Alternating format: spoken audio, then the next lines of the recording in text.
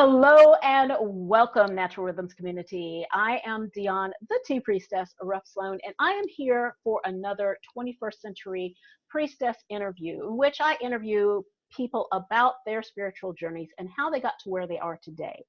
And I am here with Dee Savoie, and Dee is a creatrix. She is just a beautiful, luminous human being, and I can't wait for you to hear the medicine and the message in her story as we get started. Dee, thank you so much for joining me. Oh, and thank you so much for having me. It's a great honor. Thank you. So take me back a little bit. What kind of put you on this path? We talked a little bit before I got recording that you self-proclaimed as a womb priestess. You've really been doing a lot of work around reclaiming the power and the information that we can gain from connecting with our womb. What got you started on all of that? Well, I actually started when I was a very little girl and I wanted to be a nun because I figured, and I was brought up Catholic, the nuns were the only women with any power, you know? And so I figured, if I've got to be a Catholic, I'll be a nun. And I think from a very early age, just resonated with the power of women. I like to be around women and to kind of listen at the table when the women spoke, spoke their wisdom. And as I grew up, I consider myself a very lapsed Catholic at this point. But that kind of set me on the path of seeing where is the power of womanhood in the world? Because if you know anything about Catholicism, it's that only the guys, really, you got a trinity of folks that are powerful, and not one is a woman. And that really started me on my path. Where is my power? And luckily, I was raised by very strong women. My family background is from Jamaica, on my mother's side. And I can remember my grandma, when we were sick, going to the kitchen and brewing stuff up on the stove and coming back and giving it to you. You had no idea what was in there, but you knew you were better when she was done, right? And so that continued throughout my life, looking more and more to connect with women, feeling that was my soul mission, and discovering the creative power of the womb has really been the thing that set me, okay, this is it. This is the thing right here that I'm supposed to be working on. And that has really led me to seek out teachers and to understand more about women and the womb and our inherent power to create. Gorgeous, gorgeous, gorgeous. So when we're talking about that connection to the power of the womb, we're really talking about that sacral chakra, that energy that is inherent to us. And do you feel like that's really a place of transformation for women, and how so? Well, absolutely. I feel that within the womb itself, we have the 4 creative elements: earth, air, fire, and water. And that's deeply linked with that sacral energy. And sacral is the place where we get the word sacred from. So it's kind of self-explanatory, what the words mean. So that if we have that same creative power that we value in our great mother, the earth, and in the universe, then how can this not be the most powerful, the most creative center in our world? And as we were saying before, for me, our most important job here is to co-create our universe and our planet and our lives. So if we don't access this power, whether we're talking about women or men for that matter, I think it's more of a more visible in a sense, or more understandable for women, because we embody that creative energy and that procreative energy. It becomes much more easy for us to see our innate creative ability, but it exists in men as well. But if we're not tapping into that, if we're not understanding that, if we're not seeking wisdom from it, if we're not expressing our knowledge from that, then to me, we're kind of being a little derelict in our duty as humans to bring forth the kind of life, the kind of earth, the kind of universe that we wish to see for ourselves. Gorgeous, gorgeous, gorgeous. And I find this fascinating because you mentioned that it's while it's inherent to women, and we can kind of visibly see it with our monthly period and this whole cycle of death and rebirth, it's also accessible and available to men. And I think that's kind of been like a place of disconnect for a lot of people, that they think, okay, the feminine is the only one that does this, and it's not, the masculine does this. It's kind of almost polarizing.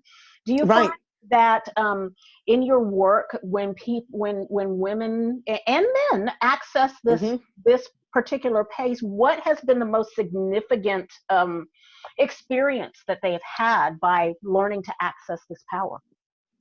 Well, I do a process that I call sacred womb activation, which is really for people who feel a disconnect from their womb. And that can be for a variety of reasons. One of the things that I find is most distressing, I think, for people is if they've had any kind of sexual trauma, if they've had any kind of surgery, and that can just be a cesarean, a surgery where someplace where you're cutting that the physical body, we also end up cutting that energy as well, right?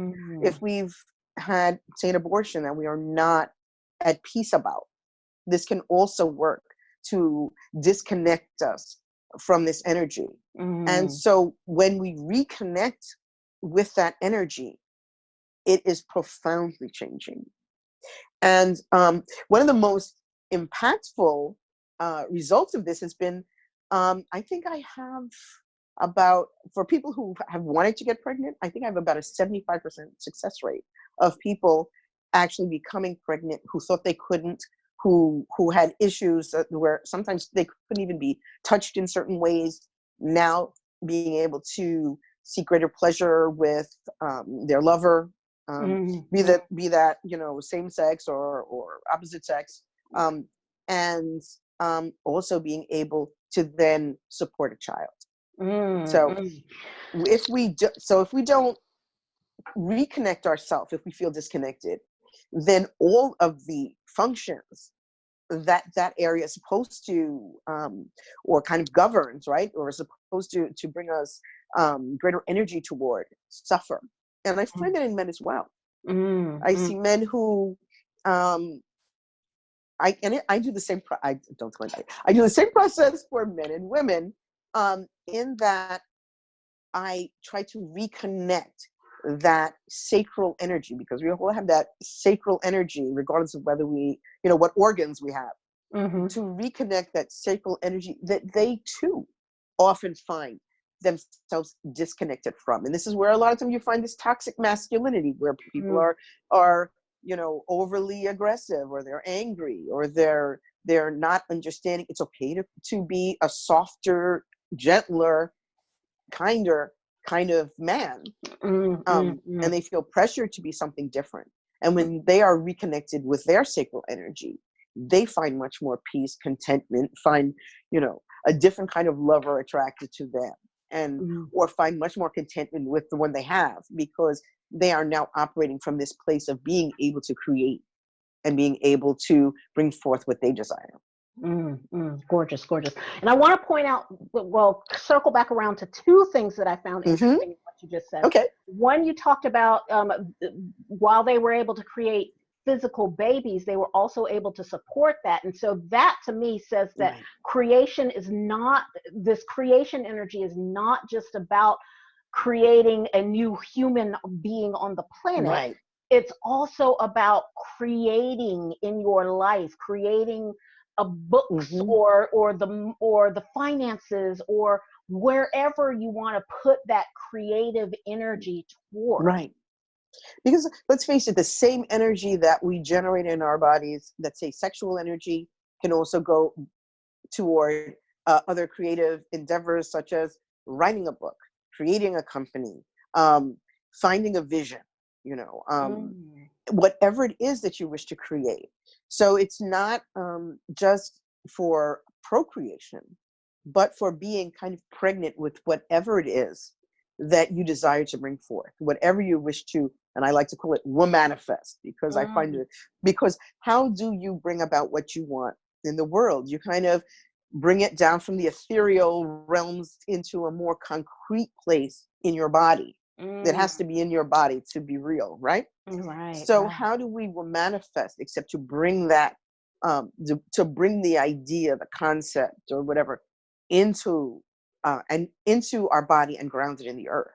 So all of this is necessary to actually support and sustain those things that we wish to create. So it's not just a matter of, well, here's my creative energy kind of stirred up, because we can definitely get our creative energy stirred up, and we can create a lot of things that we have absolutely no idea where did that come from, or I suddenly find that you can find it many ways. Suddenly all of these jobs that I've wanted, I'm getting, or all of these people are around me that I find are really supportive of me, or you can find it in the reverse. But the idea is to then create consciously and not unconsciously. Yes. Yeah. Yeah. Because that creating unconsciously gets us a lot of things sometimes that we really are not ready for, because that womb space is really that same place where all those shadows dwell that we talk about, right? Yeah. And so many times the shadow is what holds our creative power, because many times we kind of diminish ourselves by putting aside those parts that that we need to create. We don't create in small, tiny, confined spaces. We create by allowing ourselves to be as big as we possibly can. So if we're not allowing that to come forward, then we are shutting off different parts of our creative self that we actually need to make our life as grand as we can make Gorgeous. Gorgeous, gorgeous, gorgeous. And the other thing that you talked about was this um, men going through this and clearing out that toxic masculinity and learning to be softer. And so what came to mind was a practice that we do in my priestess circles, and we learn about the yin feminine and the yang feminine, the active and the receptive, as well as the active male masculine and the active masculine and the receptive masculine as well. Right. And I think that's really a big disconnect, because there's this kind of polarization that women, if you're born in a feminine body, then you're supposed to be receptive and nurturing, and whereas the man, he's supposed to be ripping and pushing forward and doing all of this thing. And so what you're talking about here is really a reintegration of that active feminine and that receptive masculine, so that we can kind of come back into a right wholeness relationship, rather than this polarized place that we've been in for much too long. Yeah. And to me, I think that both masculine and feminine are much closer to the center, both of them, than they are to any pole on the outside. So we have, as a society, as a planet, as humans, we have done ourselves a great disservice by putting one at one end and the other at the other end. Because then anytime you have two poles, you now have opposites. And so we then have to define one opposite in terms of the other. So if you're going to be hard, this is going to be soft. If you're going to be aggressive, then this is going to be passive, So all of this then puts us in roles where neither one belongs. So our great reclamation really is about acknowledging that neither one of us, not men, not women, fit in the role that we've been defined as. And so when we can start shedding some of that idea of what men and women are supposed to be, and move ourselves closer and closer to that center where we overlap. Yeah. Then that's when we were really going to have a beautiful and profound shift in the way men and women, whether they're straight, gay, or whatever, because it's really not even about sexuality. Right. That's another thing that duality gives us, is that you're either a man or you're a woman. Right. And we can see in our society now how we are starting to shed that, and we can be, attracted to whoever we want to. And maybe today I want men, tomorrow I might want women, the next day I might not want anybody. Right. I'm just working on me or whatever, so that we can see just how close together we really are. Beautiful. And then we can start to look at each other as individuals, and not the labels that we've placed on each other, and not the roles we've assigned each other, and just see who that person is. Meet that person where they are. Beautiful, beautiful. And come back into right relationship with Right. ourselves, with each other, with the divine. Right. Right. Absolutely. Absolutely. And I think to some degree, when we think about, like say, a divine masculine and divine feminine, we're looking at two archetypes and saying, this is how we're supposed to be. And so we have misinterpreted what that divine message is. So we need to come back more into integration with one another. Gorgeous, gorgeous. What do you think is the strength of of the medicine of your message in the world? I think the strength is in authenticity. That's a big word for me. Who are you? And one of the things that I also believe is that every woman is her own brand of goddess. And our trick in life is discover, what goddess are you? What are your goddess powers? And by that I mean, what is your mission, and what is your goal, and what is your purpose?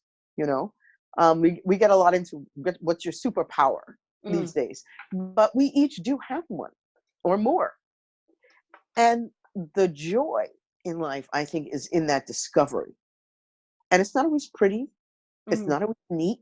When we talk about going back and reclaiming our lineage, it's about figuring out who you are in your place, in who came before and who's going to come after, right? So we need both. We need to think about our ancestors and also our progeny, because wherever we're standing right now, that's the vantage point from which we create for those coming next, whether they're our physical children or the children of the earth, right?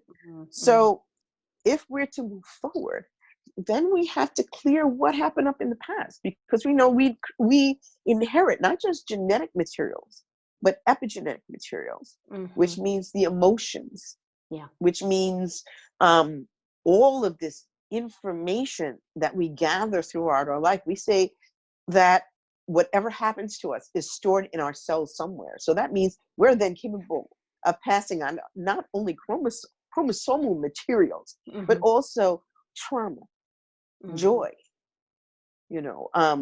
laughter, illness, all kinds of different things that become what we pass on.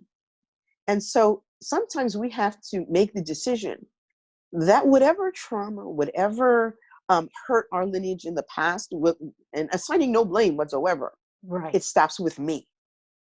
It stops with me. So that means I have to heal me. And I have to help, say, my sisters in the same lineage where I am right now. I have to help heal them. And only once we all begin to heal that past can we move forward and impart to the next generation what our wisdom is. So first we have to figure out who we are, what our purpose is, and then live it, so that by example, those who come after us will see it. Because we can talk all we want, every child learns by what they see. So if we can live something authentic and valuable and wise, then the next generation will look at us and say, okay, well, maybe that's something for me too. Maybe that can be a starting point from which I can live my life in an authentic way, utilizing what my mission and my purpose and my superpowers are to create the world that I want to live in. This is really gorgeous, because at our Global Goddess Gathering 2019, I'm doing a portion of it, it called Living the Ancient Future Mysteries in the Here and Now. And we're going to start really just diving into and discussing what it means to live your legacy and put it forth in a way. And what you described is perfectly exactly what it is that I'm kind of working through right now, in that Wonderful. we're talking about our ancestors and we're tapping into that ancestral wisdom. And we're not just those generational curses, but also that generational joy, that generational love, because when we're talking about that healing aspect, we tend to kind of only think of it as the brokenness. Right. And it's not just the brokenness. It's not this, again, this push pull either or. It's the brokenness and the joy. It's how they got through this with a little bit of gratitude. It's how they handled this situation in the best way that they knew how, and how we can take the seed of that and cross-pollinate it with the advantages that we have right now. Right. Absolutely. You know, my in my own family lineage, which is from Jamaica, as I said, growing up, my mom was always afraid to some extent of my grandmother's abilities, because my grandmother was very psychic. You know, and her specialty was telling you who was going to die. So I could see how that could be a little bit, off-putting. So growing up, my mom was always like, well, whatever your grandmother's doing, you don't want to know. It's, whatever she's cooking up, you don't want to know. And I look back and I say, if not for my mother's fear, I could have known all those recipes. I could have known all that wisdom, right? I could have known what she knew. Okay. And ironically enough, once my grandmother passed away, my mom says to me, I don't know if this feeling is right or not, but I think someone in the family is pregnant. Of course, somebody was. So she actually inherited from her mom the very thing she feared, but was not able to appreciate also the gift. And I think one of the things that we really need to understand is that for every curse, there is a gift. And we have to find that and appreciate it, even if we don't like the curse so much. We don't like whatever the family issue is. There's always a benefit somewhere. There's always not necessarily a trade-off, but a kind of crazy bargain that you get not only the bad, but you also get the good. And not to kind of let go of everything, because the curse part is the thing that you fear. And if we can work through that part that we're afraid of, then we can get to really understand and to clear and to heal that part of our lineage that is the brokenness. And then gather up that strength and that wisdom that is also there in whatever that story or that tale or that, whatever our family story is. We can find the peace, the happiness, the joy, the whatever it is, that's the gift of the situation. It's kind of like we're Indiana Jones on that crusade to, find that one, go through all of these different hurdles to try and find that one piece of our history that holds the magic and bring it back. Right. Only to find out that taking it from where it is the one thing that will destroy it. So sometimes we need to acknowledge, I guess, those ancient wisdoms and those ancient ironies, I think, too, that the thing you fear the most is the thing that you need the most. And the thing that you hate is the thing that you most likely are. And to reflect on those bits of wisdom inside us. And to me, that's sitting with your womb.